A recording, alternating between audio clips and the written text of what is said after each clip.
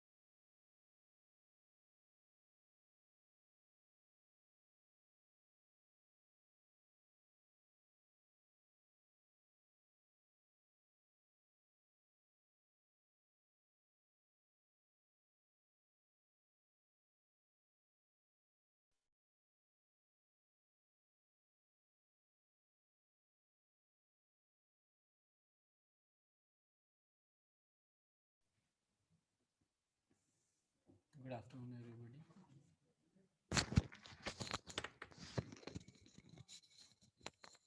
Good afternoon, everybody. Good afternoon, sir. Good afternoon, Good sir. afternoon. Good afternoon. Good afternoon, sir.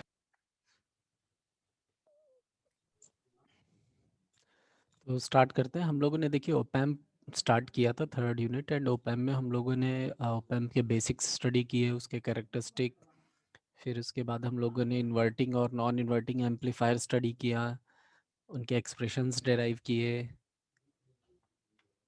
Voltage follower circuit भी study किया। Voltage follower circuit में किस तरह से हम resistances की वैल्यू को एडजस्ट करके देन फिर इसको हम यूनिटी गेन एम्पलीफायर बना सकते हैं, क्योंकि ये जो सर्किट आपका आ जाता है, इस सर्किट में हमारे पास में V naught is equals to V I आ जाता है, और हम लोग जो गेन कैलकुलेट करते हैं, गेन हमारा होता है V output upon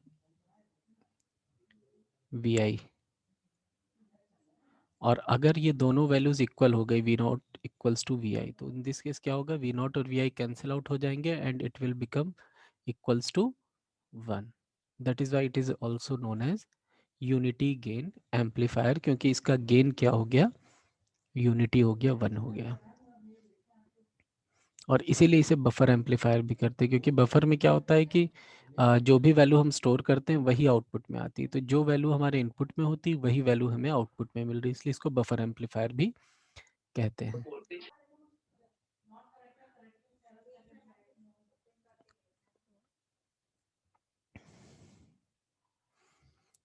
and same चीज़ है कि अगर हम इन्वर्टिंग एम्पलीफायर की बात करें, तो इन्वर्टिंग एम्पलीफायर के केस में हमारा जो गेन होता है, gain is equals to minus R F upon R1। यहाँ पर भी अगर हम इन दोनों रेजिस्टेंसेस की वैल्यू को अगर हम इक्वल कर दें, तो इक्वल करने में क्या होगा, it will become equals to -1। तो यहाँ पर भी हमें गेन यूनिटी मिल सकता है अगर हम मैग्नीट्यूड की बात करें इन्वर्टिंग एम्पलीफायर में भी, क्योंकि इन्वर्टिंग एम्पलीफायर का गेन हमने कैलकुलेट करके देखा है कि क्या आता है। और नॉन इन्वर्टिंग का तो अभी हमने पढ़ ही लिया, नॉन इन्वर्टिंग का गेन क्या होता है, 1 प्लस RF अपॉन R1। तो इन दिस केस क्या हुआ, हमने क्या किया, ये वैल्यू 1 प्लस अजम्पशन क्या किया है कि RF की वैल्यू को 0 ले लें एंड R1 की वैल्यू को इनफाइनाइट ले लें। तो इन दिस केस क्या होगा, हमारा जो ये टर्म है, this term will become equals to 0 and overall जो गेन की वैल्यू आएगी इट बिकम्स 1। तो अगर हम नॉन इन्वर्टिंग के केस में बात कर रहे हैं तो we can get exactly equals to 1। यहाँ पर तो फेस शिफ्ट भी नहीं होगा, बट यहाँ 180 डिग्री का फेस शिफ्ट हो रहा है, इसीलिए ये जो नॉन इन्वर्टिंग का सर्किट है जो हम लोग अभी पढ़ रहे थे, इसे हम लोग यूनिटी गेन एम्पलीफायर कहते हैं।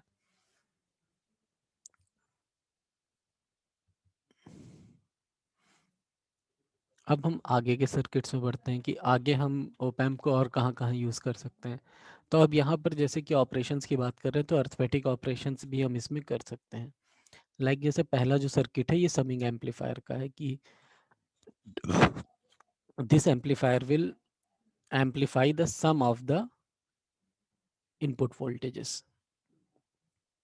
तो अब ऐसा कैसे करेगा कि जो सम आ रहा है उसके वोल्टेज को कैसे एम्पलीफाई करेगा, तो वो भी हम लोग यहाँ पर कैलकुलेट करके देख लेते हैं। अब जो सर्किट है सॉरी, सर्किट में हम लोग क्या करते हैं कि इस नॉन इन्वर्टिंग टर्मिनल को कर देते हैं ग्राउंड, तो V1 की वैल्यू हमारी क्या हो गई, 0 हो गई। एंड क्योंकि V1 की 0 हो गई तो इस नोड पे जो वैल्यू है वर्चुअल ग्राउंड से V2 की वैल्यू भी 0 हो जाएगी, V1 equals to V2 equals to 0। And क्योंकि हम यहाँ पर समिंग एम्पलीफायर डिज़ाइन कर रहे हैं, तो व्हाट विल डू कि हम लोग यहाँ पर दो इनपुट्स अप्लाई कर रहे हैं, एक VA एक VB, और दो इनपुट्स का हम यहाँ पर सम करेंगे। हम मोर देन 2 भी ले सकते हैं, उसको हम आगे डिस्कस कर लेंगे कि अगर हम मोर देन भी लेना चाहें तो मोर देन 2 को भी ऐड कर सकते हैं। तो अब यहाँ पर क्या होगा, जो अरेंजमेंट है सर्किट का, अरेंजमेंट आपका सेम है, feedback resistance as it is रहेगा, बस जो इनपुट वैल्यूज़ हम अप्लाई कर रहे हैं यहाँ पर। तो इनपुट वैल्यूज़ में क्या है हमारे पास में, जैसे VA है तो इसको हमने एक रेजिस्टेंस के थ्रू इस तरह से कनेक्ट कर दिया, सेकंड वैल्यू ली वोल्टेज की, उसको भी एक सेकंड रेजिस्टेंस के थ्रू इसी नोड से कनेक्ट कर दिया। सिमिलरली अगर मोर देन 2 लेने हैं तो थर्ड वोल्टेज को भी इसी तरह थर्ड रेजिस्टेंस के थ्रू, फिर फोर्थ, 5 एंड सो ऑन, जितने वोल्टेजेस को हमें सम करना है हम उतने वोल्टेजेस रेजिस्टेंस के अक्रॉस कनेक्ट करके इसी नोड से ऐड कर देंगे and we can easily get the amplification of sum of these input voltages. Sorry. तो let us see how this can be achieved. तो हम लोग क्या करेंगे, यहाँ पर जो नोड ए है इस नोड पर हम KCL अप्लाई करेंगे. तो KCL अप्लाई करेंगे तो क्या होगा, all the incoming currents, the sum of all the incoming currents will be equal to the sum of all the outgoing currents. तो यहाँ पर हमारे पास incoming currents क्या है, IA, IB, ये incoming current है इस नोड के लिए, and outgoing currents क्या है, IF and ये I2. अब since I2 is equals to 0 for ideal operational amplifier, तो whole current will go through this circuit. तो therefore ये जो करंट्स है हमारी IA plus IB, it will be equals to IF because I1 equals to I2 equals to 0. Now we will calculate कि IA की value क्या होगी, IB की वैल्यू क्या होगी एंड IF की वैल्यू क्या होगी. ये वैल्यूज कैलकुलेट करने के लिए हमें क्या करना है, IA करंट क्या है जो इस R1 रेजिस्टेंस के थ्रू फ्लो हो रही है, और इस रेजिस्टेंस के थ्रू फ्लो होने वाली करंट को हम किस तरह से कैलकुलेट कर सकते हैं, V इक्वल्स टू IR से. इस रेजिस्टेंस के अक्रॉस पोटेंशियल डिफरेंस कितना है R1 के अक्रॉस अपॉन रेजिस्टेंस की वैल्यू R1. तो पोटेंशियल डिफरेंस यहाँ पर कितना आ रहा है, VA माइनस V2 और अपॉन में फिर हम R1 कर देंगे तो करंट मिल जाएगी. तो same thing is written here, VA minus V2 upon R1 first current. Similarly second current क्या हो जाएगी, VB minus V2 upon R2 and it will be equals to IF. IF की वैल्यू क्या होगी, V2 minus V0 upon RF. तो V2 minus V0 upon RF. तो ये expression हमारे यहाँ पर बन जाएगा. अब हमारे पास में ये जो virtual ground condition V1 equals to V2 equals to 0, इससे हमारे पास में जितने V2 वैल्यूज हैं इस इक्वेशन में, तो ये V2 जो भी हैं ये सभी 0 हो जाएंगे.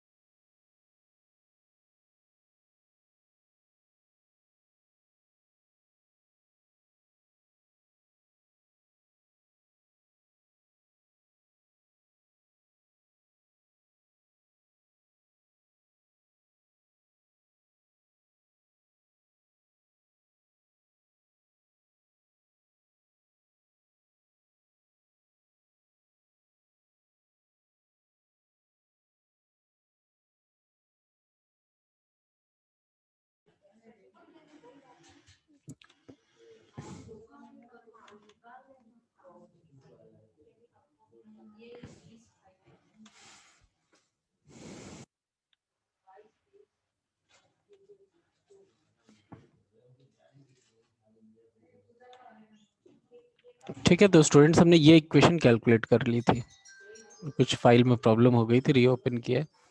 आफ्टर दैट फिर क्या करेंगे, इस इक्वेशन को हम सॉल्व करेंगे by putting V2 equals to 0. V2 की वैल्यू 0 पुट करेंगे, we will get the equation modified in the form of this equation. तो VA minus 0 upon R1 plus VB minus 0 upon R2 equals to 0 minus V2 upon RF. ये equation हमारी modify हो जाएगी. And इसको हम किस तरह से लिख सकते हैं, VA upon R1 plus V2 upon VB upon R2 equals to V0 upon RF minus V0 upon RF.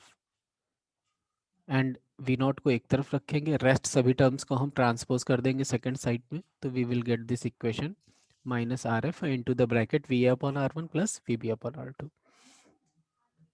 तो अब अगर हमें एग्जैक्टली सम चाहिए, V0 equals to VA plus PB, तो इन दैट केस हम लोग क्या कर सकते हैं कि we will put R F equals to R1 equals to R2 equals to R। अगर हम ये सारी वैल्यूज को इक्वलेंट कर देंगे तो इन दिस केस क्या होगा हमारे पास में, यहाँ पर हम एलसीएम ले लेंगे और सारी रेजिस्टेंसेस की वैल्यू को R से रिप्लेस कर देंगे। ये हो गया R, RF को भी R से रिप्लेस कर दिया, VA अपॉन R होगा प्लस VB अपॉन R होगा। एंड अगर एलसीएम ले लेंगे तो VA plus VB upon R हो जाएगा।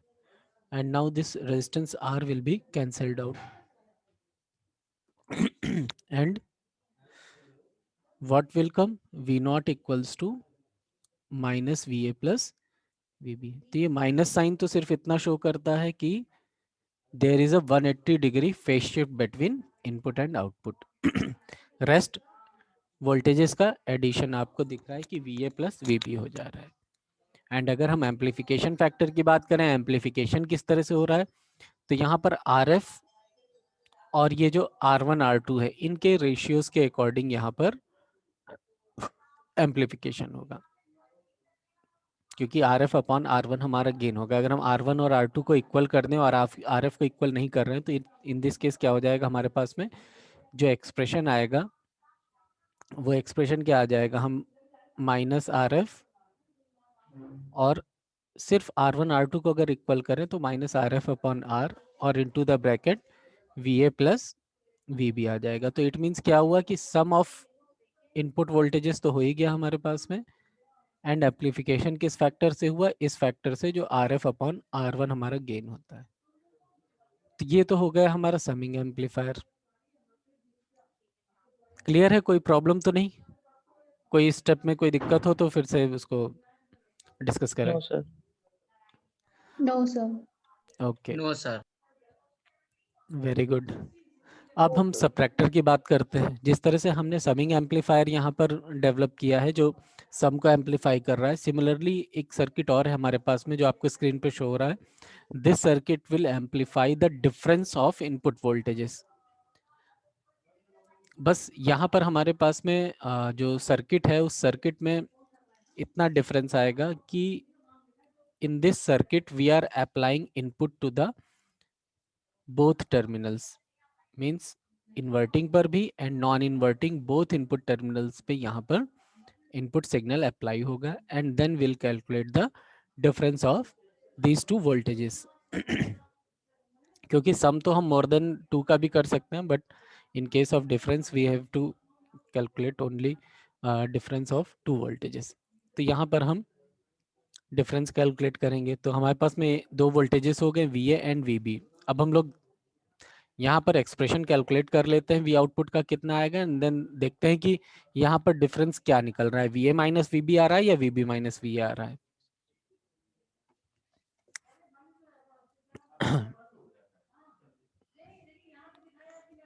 अब यहाँ पर जो आउटपुट एक्सप्रेशन है उसे कैलकुलेट करने के लिए हम लोग एक जो आप लोगों ने कंसेप्ट पढ़ा होगा, थ्योरम पढ़ी होगी, सुपरपोजिशन थ्योरम, उस थ्योरम का यहाँ पर यूटिलाइजेशन करेंगे। तो सुपरपोजिशन थ्योरम जो होती है उसको हम थोड़ा सा रिकॉल कर देते हैं कि उसमें क्या होता है कि जैसे कि इस सर्किट के रेस्पेक्ट में हम देखेंगे तो हम लोग क्या करेंगे कि पहले हम एक इनपुट के लिए आउटपुट कैलकुलेट करेंगे। लाइक जैसे ये VB है, VB को हम ग्राउंड कर देंगे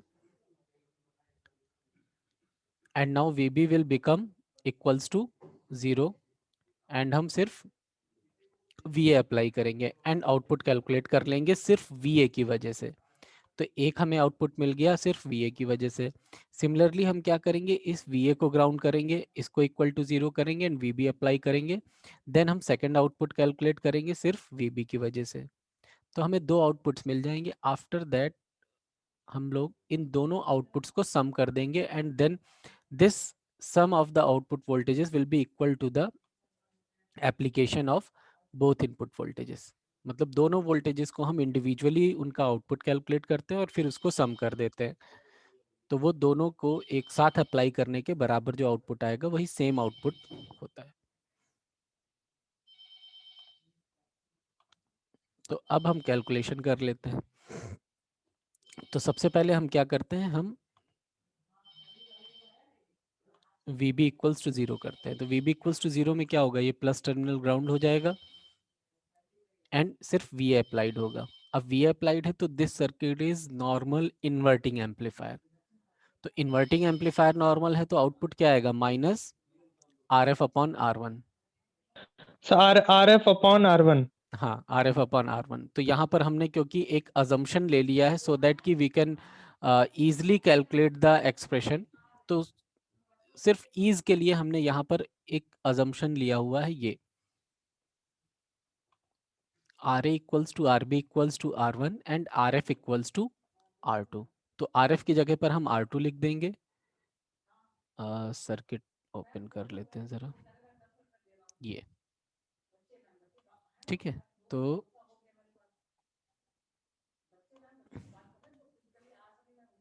ये देखिए, ये R F and this R two is equal, एक ये अजम्पशन लिया, एंड ये R A and R B, ये दोनों रेजिस्टेंसेज इक्वल होंगे, ये हमने यहाँ पर अजम्पशन ले लिया सो दैट कि जो आउटपुट एक्सप्रेशन कैलकुलेट होगा और जो हम यहाँ पर कैलकुलेशंस करेंगे डेरिवेशन में, वो थोड़ा सा इजी हो जाए। अब हमने जैसे देखिए ये जो सर्किट है जिसमें हमने बताया आपको वी बी इक्वल्स टू 0 कर दिया, तो आउटपुट हमें पता है कि इन्वर्टिंग एम्पलीफायर के केस में यही आउटपुट आता है। तो फर्स्ट आउटपुट हमारा, इन केस हमने सिर्फ वी अप्लाई किया है तो ये आउटपुट आ गया, हमने इक्वेशन नंबर 1 दे दिया नाम इसको, और सेकंड उस पर चले गए।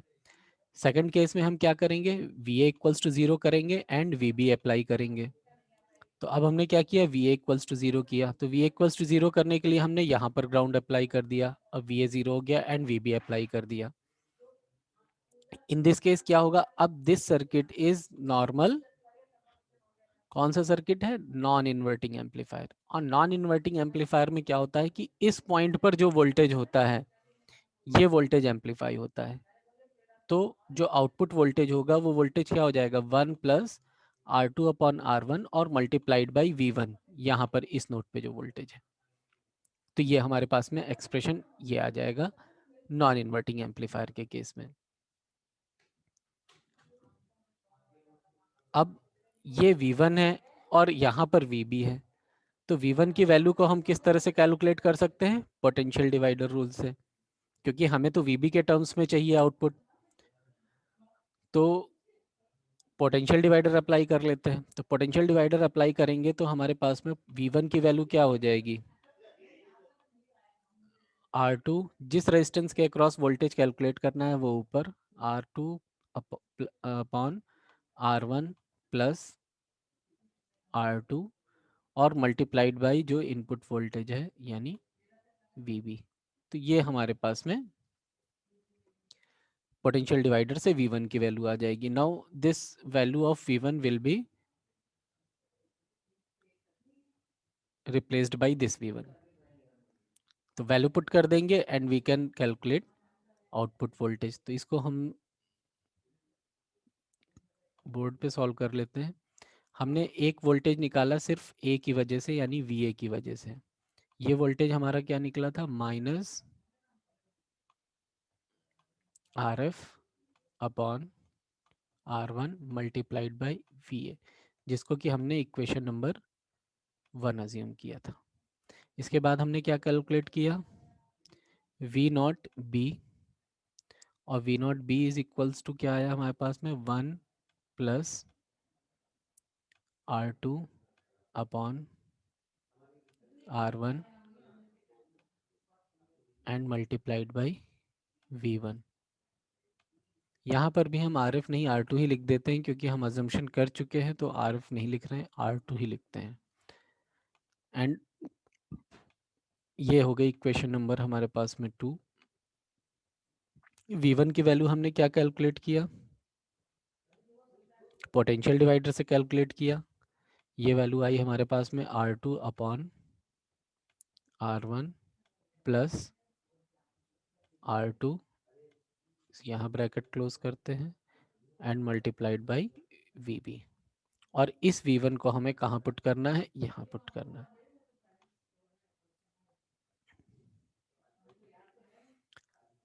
तो वैल्यू पुट करते हैं, V नॉट B हमारा क्या आ जाएगा, इक्वल्स टू, यहाँ पर हम LCM ले लेते हैं, LCM लेंगे तो ऊपर हमारे पास में आएगा R1 plus R2 bracket close upon R1 और इस V1 की जगह पे वैल्यू हम कौन सी पुट कर रहे हैं, ये वाली वैल्यू पुट कर रहे हैं। तो यहाँ पर हमारे पास में न्यूमरेटर में है R2 एंड डिनोमिनेटर में है R1 plus R2 bracket close और मल्टीप्लाइड बाई VB। तो यहाँ पर हमारे पास में क्या है कि ये टर्म्स हमारे कैंसिल हो जाएंगे, ये R1 plus R2 and this R1 plus R2। तो V output B, V naught B, it is equals to R2 upon R1 multiplied by VB। सिर्फ इतना टर्म हमारे पास बचेगा। इसे हम इक्वेशन नंबर मान लीजिए 3 कह देते हैं। एंड अब सुपरपोजिशन थ्योरम के अकॉर्डिंग जो V आउटपुट वैल्यू होगी, this V output value will be equals to V output A, V naught A plus V naught B। तो ये हमारे पास में वैल्यू क्या आ जाएगी, minus R2 upon R1 VA plus R2 upon R1 और VB। तो यहाँ पर हम क्या कर सकते हैं, R2 अपॉन R1 को कॉमन ले लें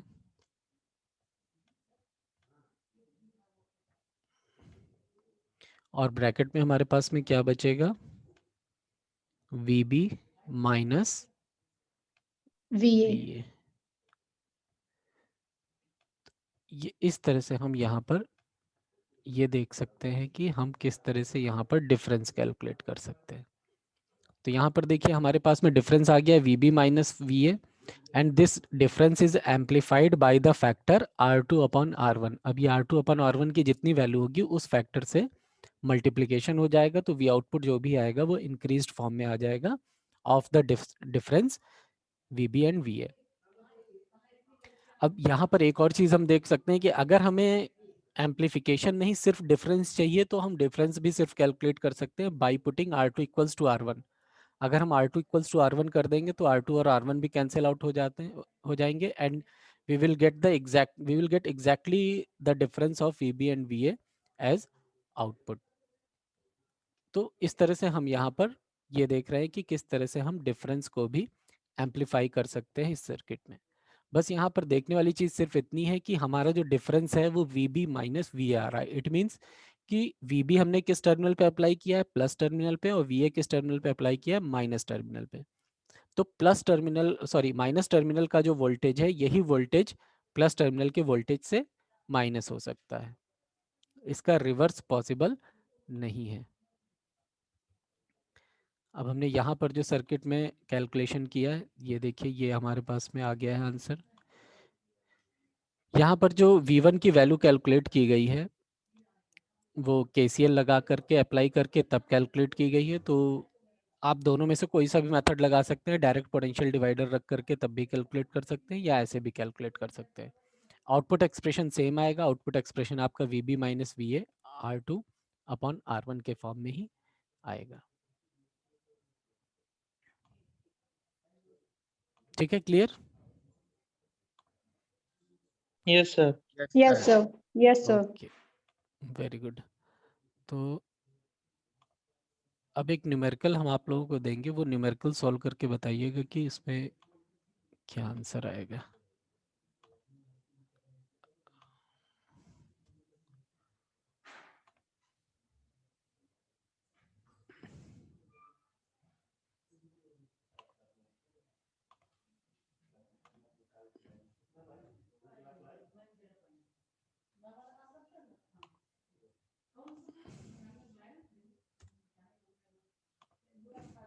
अटेंडेंस लिंक भेजा, आप लोग अटेंडेंस फिल कर दीजिएगा।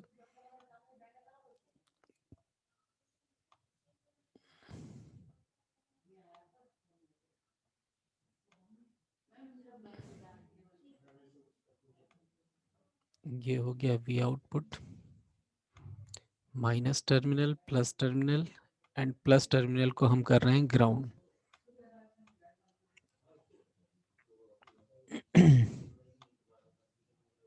एक रेजिस्टेंस हमारा फीडबैक रेजिस्टेंस हो गया।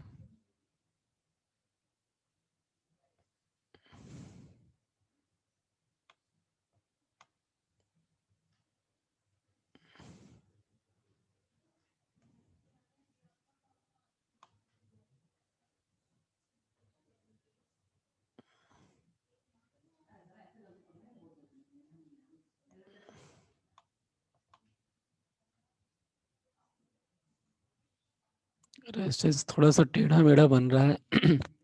अज्यूम कर लीजिएगा कि रेजिस्टेंस ही है। +2 वोल्ट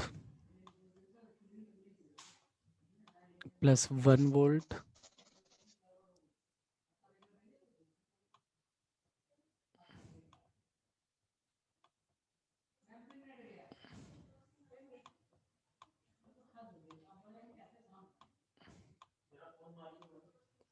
+4 वोल्ट। ठीक है, एंड रेजिस्टेंसेस की जो वैल्यू है वो 1 किलो ओम है, सभी रेजिस्टेंसेस की 1 किलो ओम। ये भी रेजिस्टेंसेस 1 किलो ओम के हैं। And you have to calculate कि आउटपुट वोल्टेज कितना आएगा। आंसर आप लोग बताएंगे। सर -7। वाह, क्या बात है आकाश, very good.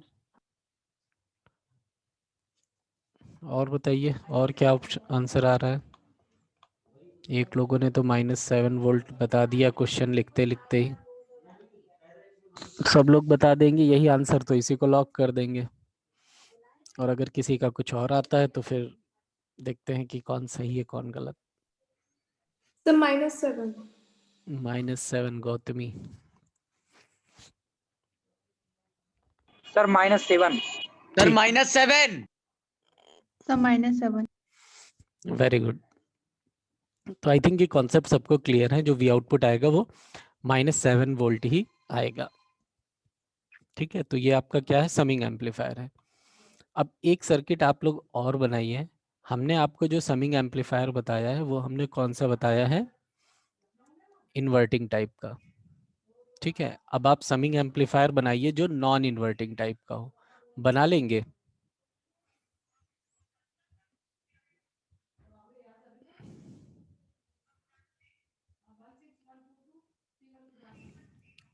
Sir non inverting में फेज डिफरेंस नहीं आएगा बस सर, और सब सेम रहेगा।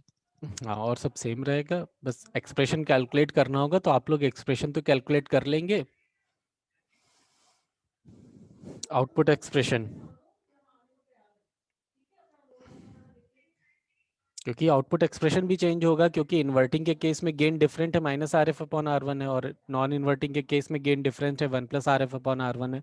तो एक्सप्रेशन में भी कुछ ना कुछ चेंजेस आएंगे।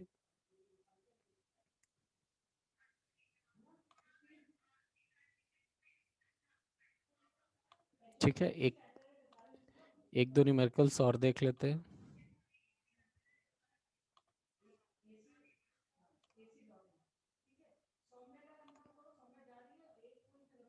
अटेंडेंस हमने शेयर की है, अटेंडेंस लिंक आप लोग फिल कर दीजिएगा।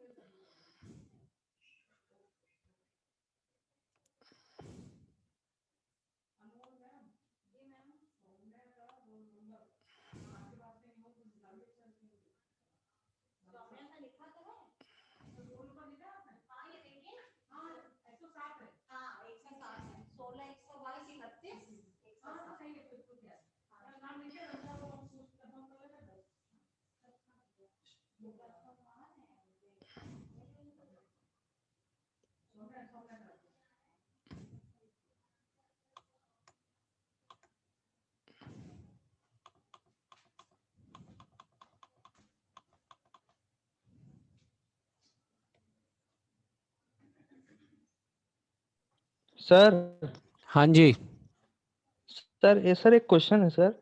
पूछिए। सर सर अगर सर हम लोग जो ये फीडबैक सर्किट है सर मतलब अगर इसको सर नॉन इन्वर्टिंग पे लगाएंगे सर, तो सर ये पॉजिटिव फीडबैक सर्किट बन जाएगा। और सर पॉजिटिव फीडबैक बन जाएगा तो सर वर्चुअल ग्राउंड कॉन्सेप्ट जो है वो सर फेल हो जाएगा सर। बिल्कुल। देखिए, जो पॉजिटिव फीडबैक सर्किट्स होते हैं वो नहीं यूज़ होते हैं।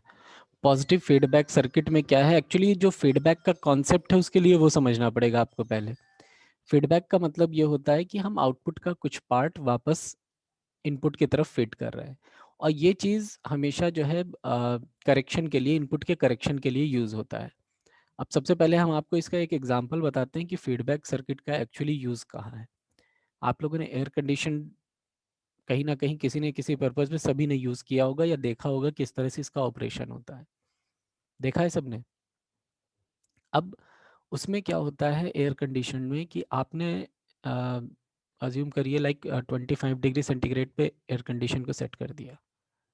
अब उसके बाद में उस एसी को कैसे पता चल रहा है कि कब 25 डिग्री सेंटीग्रेड हो गया और कब उसे अपने आप कट ऑफ हो जाना है। उसके बाद में फिर अगेन कब टेम्परेचर लो हो गया और फिर से वो ऑन हो जाए। तो ये मैकेनिज्म में क्या कर रहा होगा एयर कंडीशन, वो रूम टेम्परेचर को मेज़र कर रहा होगा, तभी तो उसे पता चलेगा कि हाँ रूम टेम्परेचर कितना है और कब हमें ऑफ होना है। तो इट मीन्स कि क्या है कि ये जो रूम टेम्परेचर है ये एसी का आउटपुट है। एसी आउटपुट में क्या दे रहा है, कूलिंग दे रहा है, और कूलिंग को मेज़र भी कर रहा है कि कूलिंग कितनी हो रही है। तो एसी ने आउटपुट प्रोड्यूस किया, उसको इनपुट सप्लाई दी गई, उसने आउटपुट प्रोड्यूस किया और आउटपुट का कुछ पार्ट वापस इनपुट में गया इन द फॉर्म ऑफ टेम्परेचर। और जैसे ही वो आपका इनपुट में कंपेयर होकर के 25 से मैच हुआ, वैसे ही क्या होगा, कट ऑफ, एसी तुरंत कट ऑफ हो जाएगा। बट एसी वर्किंग में उस समय भी होगा, वो आउटपुट को परमानेंटली मेजर करता रहेगा, और जैसे ही बिलो 25 टेम्परेचर होगा वैसे ही अगेन फिर क्या होगा, वो स्विच ऑन हो जाएगा। तो ये एक फीडबैक का एग्जाम्पल है। इसी तरह से बहुत सारे एग्जाम्पल्स हैं जो फीडबैक के हैं। तो ये तो यूटिलाइजेशन हो गया फीडबैक का।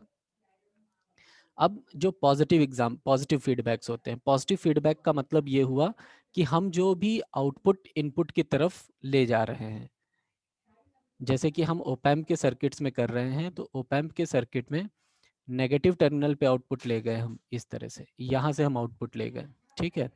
तो फीडबैक के कंसेप्ट में अगर हम इसको समझें तो हम आउटपुट का कुछ पार्ट यहाँ से रेजिस्टेंस के थ्रू यहाँ पर ले गए और उसको हमने क्या किया, माइनस किया यहाँ पर, ठीक है। तो हम यहाँ पर क्या कर रहे हैं, इनपुट की वैल्यू को कम कर रहे हैं। बट अगर हम यही चीज़ क्या करें, पॉजिटिव फीडबैक के फॉर्म में देने लगे, हमने यहाँ से लिया और इसको हमने दिया पॉजिटिव फीडबैक में, तो इट मीन्स कि क्या होगा, जो हम इनपुट यहाँ पर अप्लाई कर रहे हैं, इनपुट क्या होगा, इनपुट में हम और वैल्यू को प्लस कर रहे हैं, तो इट मीन्स इनपुट क्या होगा, इंक्रीज होगा। और अगर हम कंटिन्यूसली पॉजिटिव फीडबैक देते रहे तो इनपुट जो है हमारा वो इंक्रीज होते होते होते होते इसकी कोई लिमिट नहीं रह जाएगी।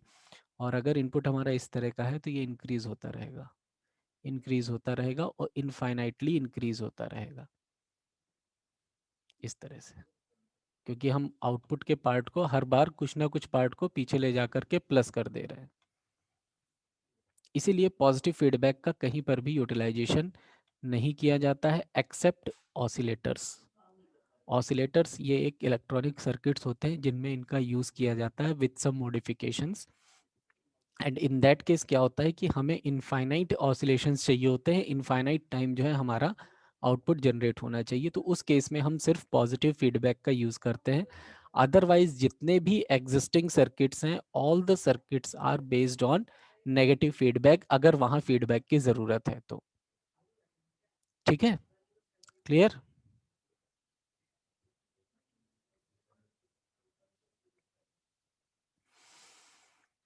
न्यूमेरिकल्स नेक्स्ट टर्न पे करेंगे क्योंकि लेस देन 1 मिनट बचा हुआ है, तो क्लास किसी भी टाइम एंड हो जाएगी। आप लोगों की अटेंडेंस फिल कर दीजिए।